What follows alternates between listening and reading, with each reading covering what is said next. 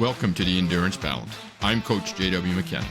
Joining me are Coach Alicia Phillips and Coach Ann Sharkey. Together, we break down the 80-20 philosophy through the lens of real life. Our goal is simple, to help you fit the training into the chaos. Let's get into today's episode. Welcome back to the Endurance Balance. I'm Coach JW, and joining me at the table as always are coaches Alicia and Ann. Well, sort of. Let's address the elephant in the room right away. Today's episode is going to sound a little different. We preach on this show every single week that you have to fit the training into the chaos. Well, this week, our podcast production schedule completely broke down.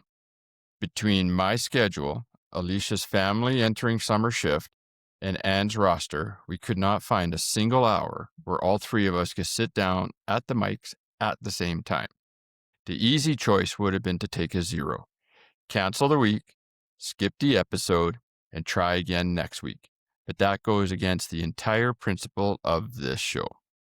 You don't take a zero when the calendar gets messy. You adapt, you pivot, and you execute a modified version.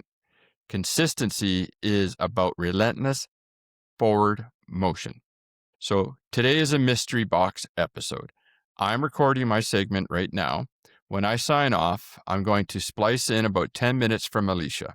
While Ann had planned on doing the same thing, she ended up feeling not well and had to take a pass on tonight. Miss you, Ann. Look forward to talking to you soon.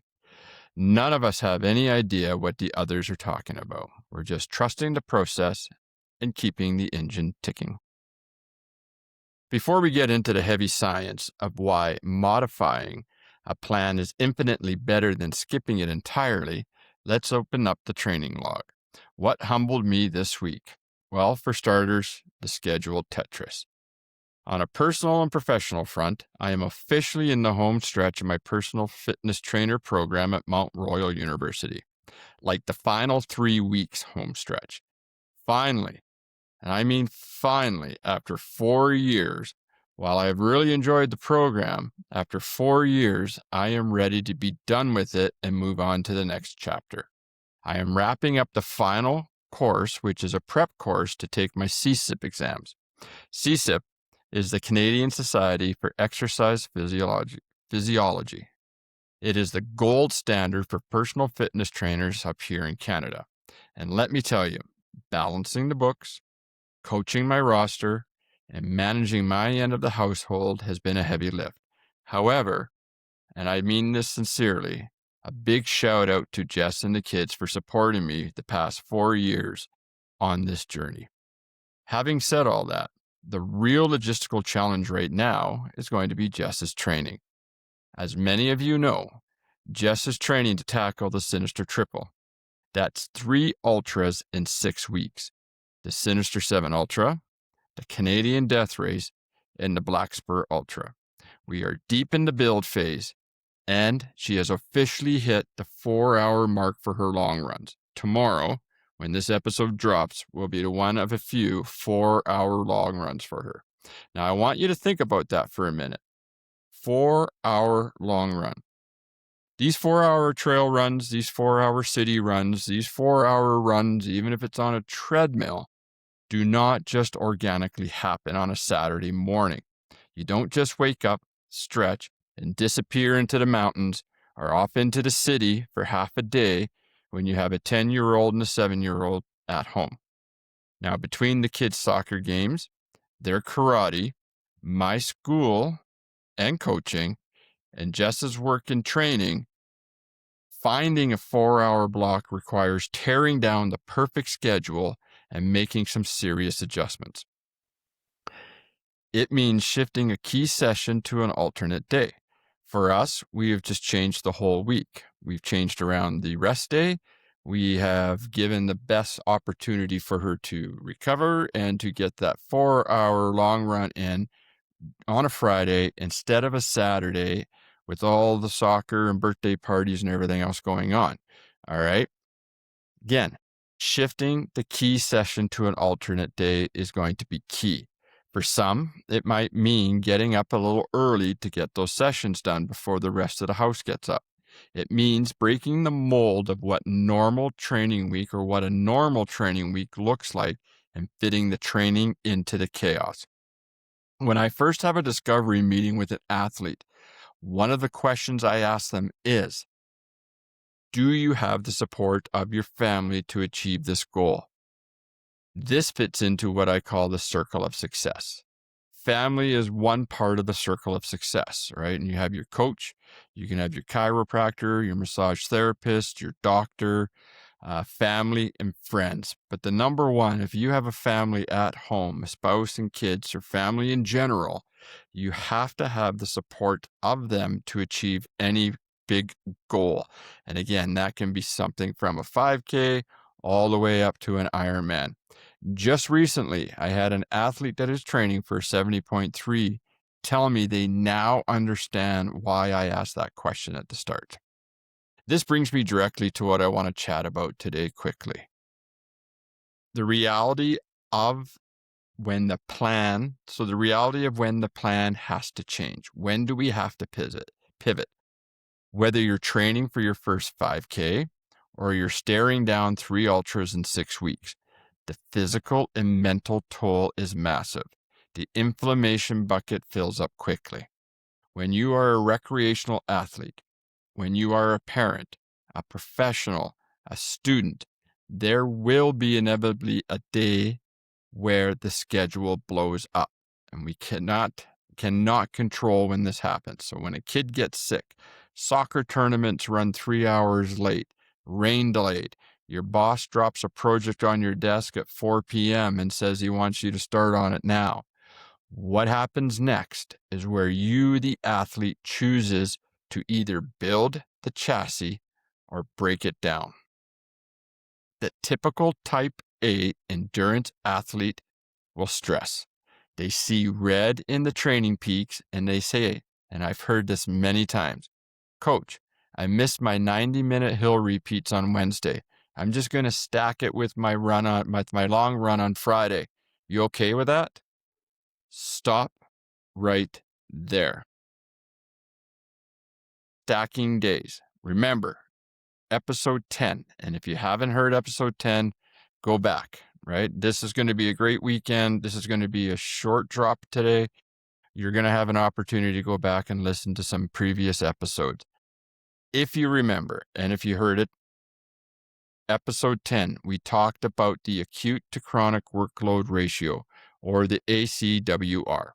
This is a scale developed by Govitt and Hulin. Your sweet spot for staying injury-free is between 0.8 and a 1.3.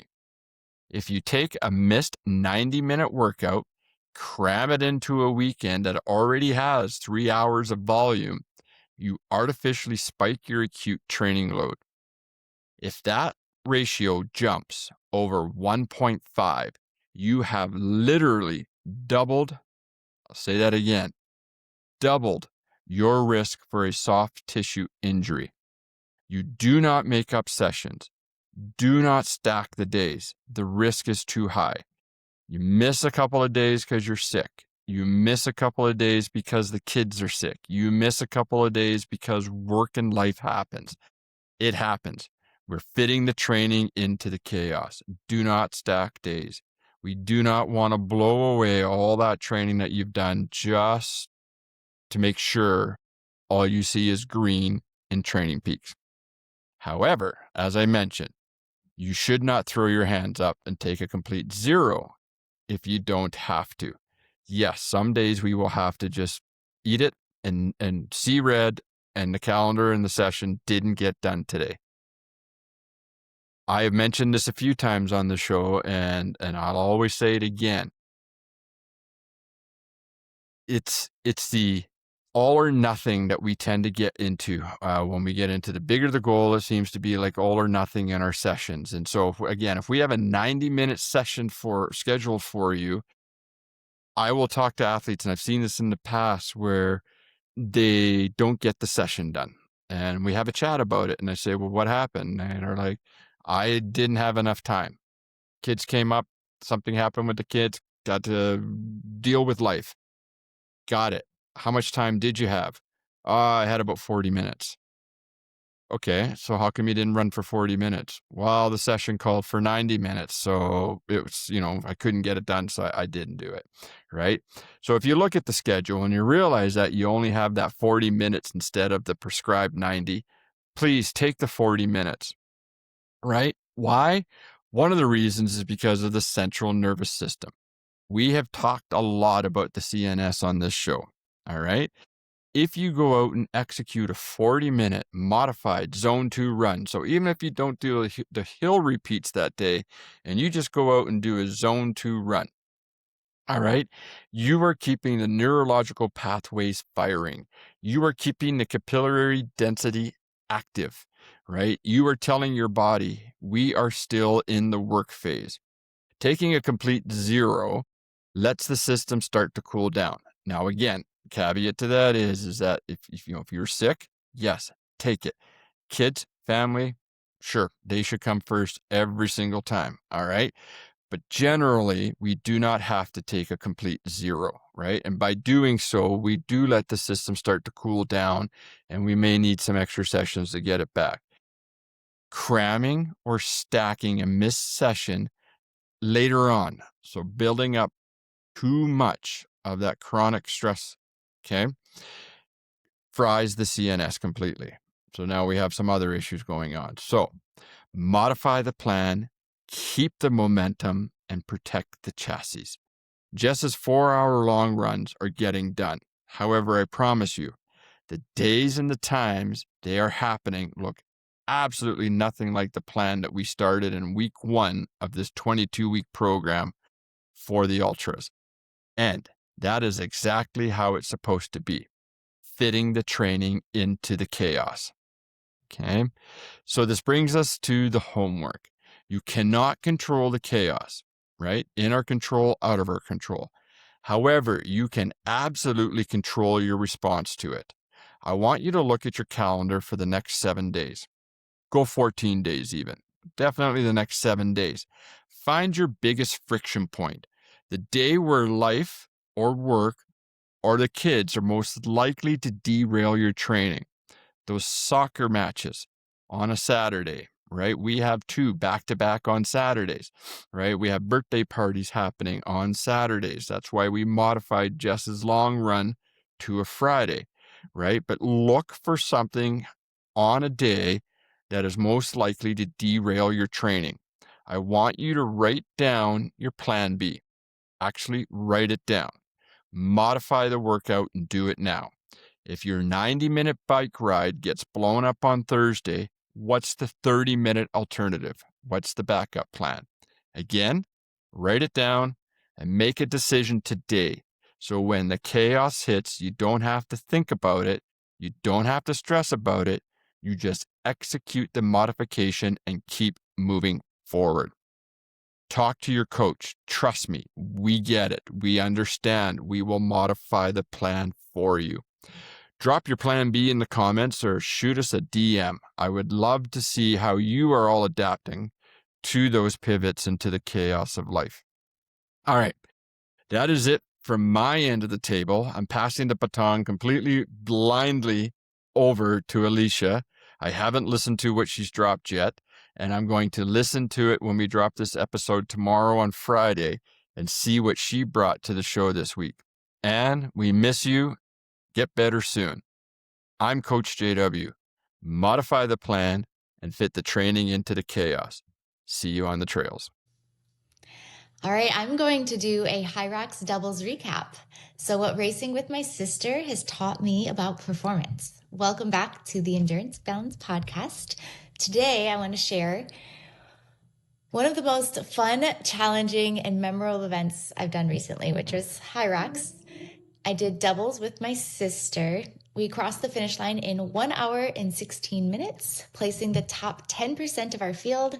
And honestly, the results aren't really what matter. It's what I'm going to remember is just the energy, the atmosphere, the months of preparation, and getting to share this experience with my sister.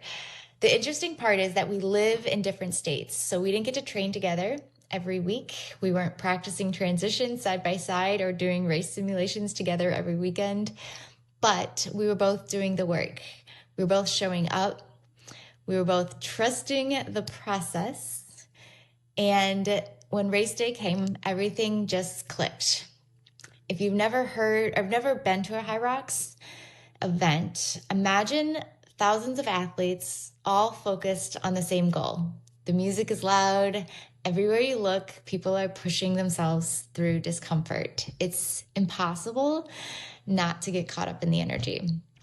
As endurance athletes, we spend so much time training alone, long runs, trainer rides, early morning swims, solo workouts. But I will say HYROX reminded me how powerful it is to be surrounded by people chasing something difficult. That energy matters. It elevates performance. It reminds you that you are capable of more than you think. But today, I don't want to just focus on the finishing time. I wanted to focus on 3 big takeaways that every endurance athlete can learn from. The first is fueling. The second is logistics. And the third is confidence. So let's start with fueling. One thing I continue to see across endurance sports is athletes spending months preparing physically, but almost no time preparing nutritionally. Then race day arrives and they're surprised when they hit a wall or they cramp or they bonk.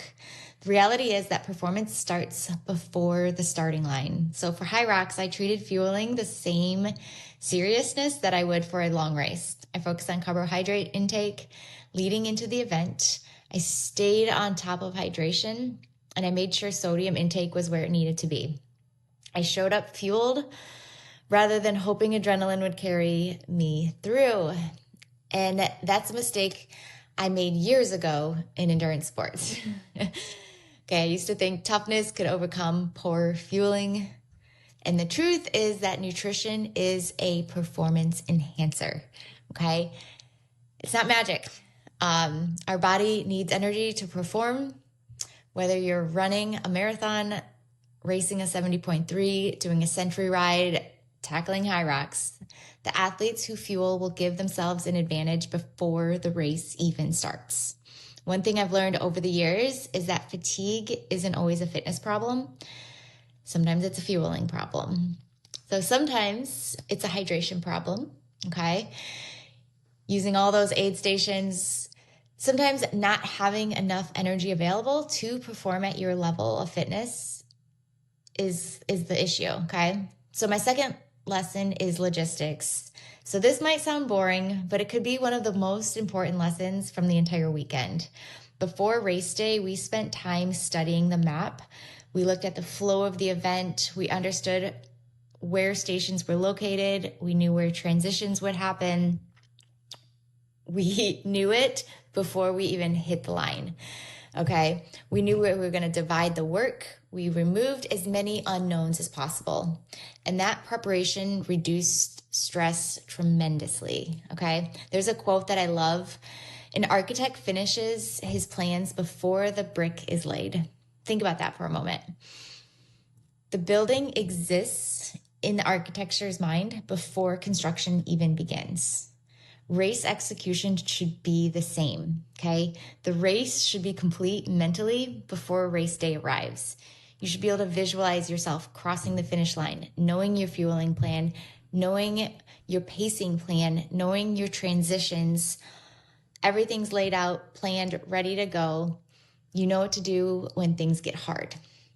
Too many athletes improvise on race day, okay? The best ones execute.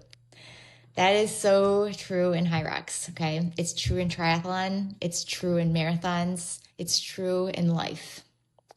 Preparation creates freedom. So when you've done the work beforehand, you don't have to waste energy making decisions during the event. You can focus entirely on performing and having fun. And that leads into my final takeaway is confidence. I think confidence is one of the most misunderstood concepts in endurance sports. People often think confidence comes from positive thinking, from repeating affirmations, or convincing yourself that everything will be perfect. But that is not where real confidence comes from. It comes from evidence, All right. It comes from preparing yourself. It comes from keeping promises to yourself. Every workout completed, every early alarm, every workout that you showed up to, every long run that you finished, every interval session that you executed, every healthy decision made. Okay. Those are your receipts. And on race day, you get to cash them in. All right. Before HYROX, there were moments where I felt nervous. All right. I think that's normal. But every time those nerves showed up, I could point back to the work, the training, the preparation, okay, the planning, the fueling, and just the logistics, okay, the repetitions. And suddenly the nerves turned into excitement, because confidence isn't the absence of fear. Confidence is trusting yourself despite the fear, okay? That's what I felt standing on the start line with my sister. Not certainty, trust, okay? Trust in the process, trust in the work, trust that we prepared for this moment. And when things got uncomfortable, as they always do, we stayed focused on executing one station at a time. Okay, one lap at a time, one effort at a time. And that's endurance sport in a nutshell. Okay, whether you're chasing a marathon PR, training for your first 70.3, preparing for HYROX, or simply trying to become a stronger athlete, just remember this: fuel the work, study the map, build confidence through preparation. And when race day arrives, trust what you've done. The finish line is simply the celebration of all of the work that happened long before anyone was watching.